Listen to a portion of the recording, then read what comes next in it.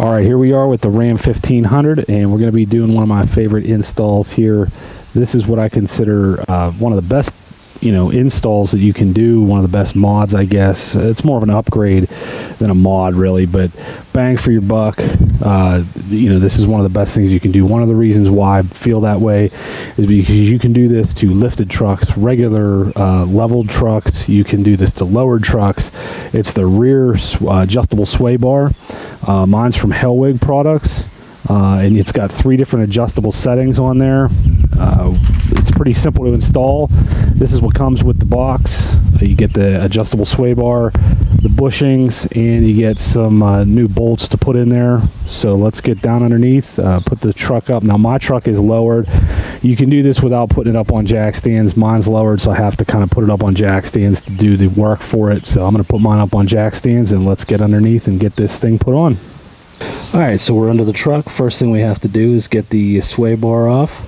So let's go ahead and get that off. It's a 15 millimeter, and there's 4 bolts.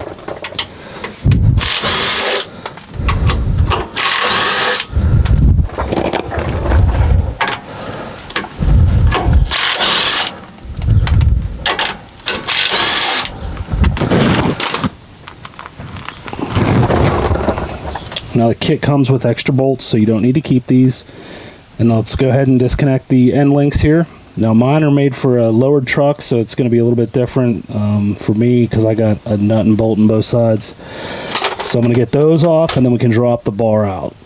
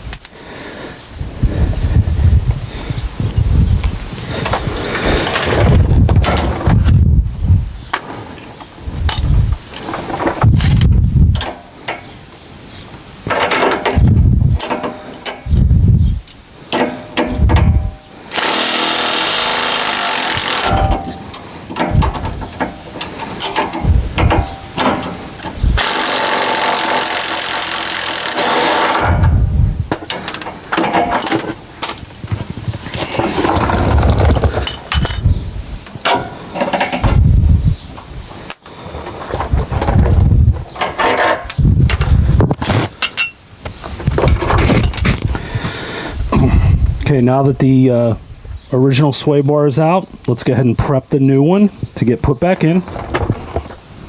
Okay, so here you can see the difference between the 2 sway bars. You got a pretty significant increase in strength and just thickness with the new one we're putting on. So what they want you to do then is we have to put the bushings on first, and they want you to line them up as best as you can to where the originals are. I mean, obviously when you put it on, you'll be able to get it lined up a lot better. So it comes with, the kit comes with this pack of lube here, so you're going to want to put the lube inside the bushings and make sure to get those all nice and lubed up to get them on there.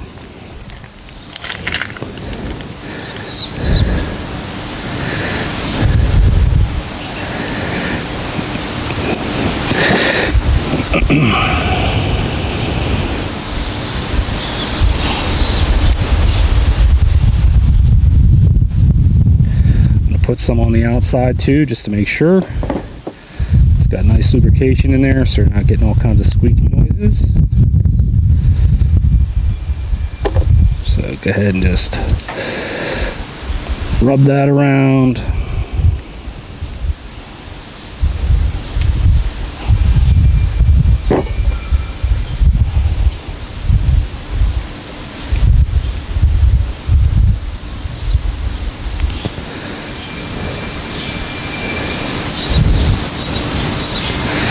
Never hurts to have too much lubrication on things. Well, for these anyways. Alright, so it's a split end, so you just lift up and slide it on.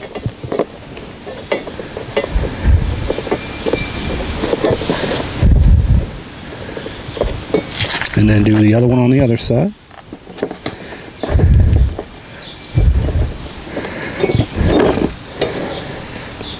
Okay, let's get ready to put it on with the hardware right here. Okay, so we're back underneath the truck.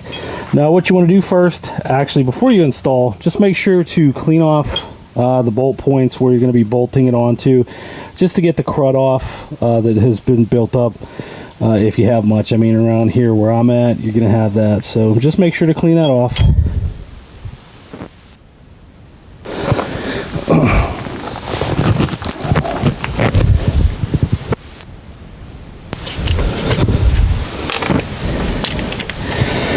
Okay, so to install the bar back in, you're going to have hardware that they supply. You're going to get a bolt and a washer for each hole, and these are a number 8 hex bit, so just make sure you have one available for the install. And when you're putting this on, you want to make sure that the part of the bar that dips down a little bit is the one it's dipping down when you go to install it. Okay, because you can install it where it's going to rise a little bit, but you're going to want to install where my hand is right here. It's going to dip down a little bit like the old bar was, so that's how you want to install it.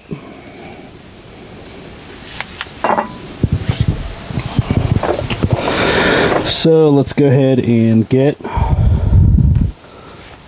a bolt and washer, and I'm using thread locker because I don't feel like having this stuff come apart.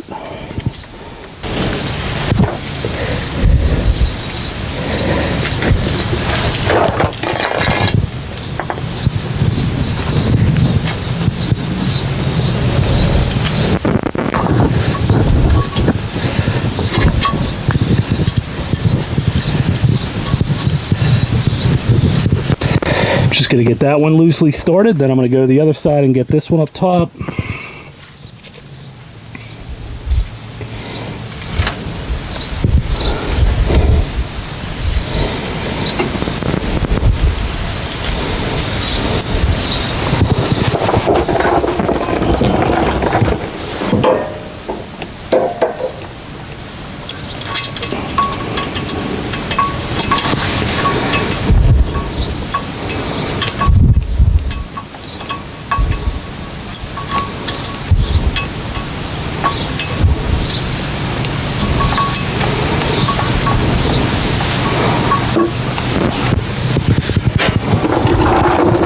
All right, let's get the other 2 bolts put in.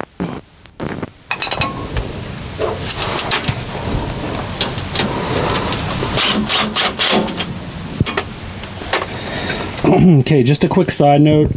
Whenever you're installing these, make sure the washer is behind here, okay? Because the washer, when you're putting it on, if you try to put it on the front, it's going to mangle up because it doesn't fit properly on there. So actually, the washer goes behind the bracket and up on the frame here. So make sure when you're installing, that's what you do.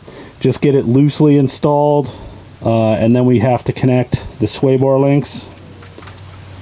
Okay, once you have the sway bar loosely installed in here, then you're going to want to connect the sway bar links.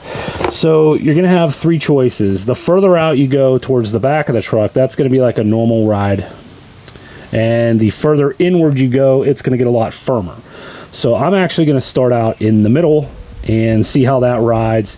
So what you have to do is put these in loosely, install them, make sure you get everything down. Then you're going to want to tighten them back up, tighten the sway brackets to 30 foot-pounds is what they want, and then get these. I believe these are about the same. Just make sure they're a little bit snug in there. Take it for a test drive and see what it feels like, and then you can always make adjustments after that. This is one reason why I love this upgrade on the sway bar. Once again, it's easy to put in. You can do it on lowered, regular, or lifted trucks, and it doesn't cost very much. I think my kit was $220, so it's worthwhile to get a better ride. So once again, get everything tightened up, take it for a ride, see how it goes. Okay, here it is all ready to go. I mean, this install, I probably set the camera up. It took me longer to set the camera up longer than it did to do this install. Get the tools ready, like I said. 15 millimeter off, and then an 8 hex bit to put on, and then whatever your sway links are. I mean, super simple to install. Don't be afraid to do this mod yourself. It's really simple. So go out, get it done, have a better ride. See ya.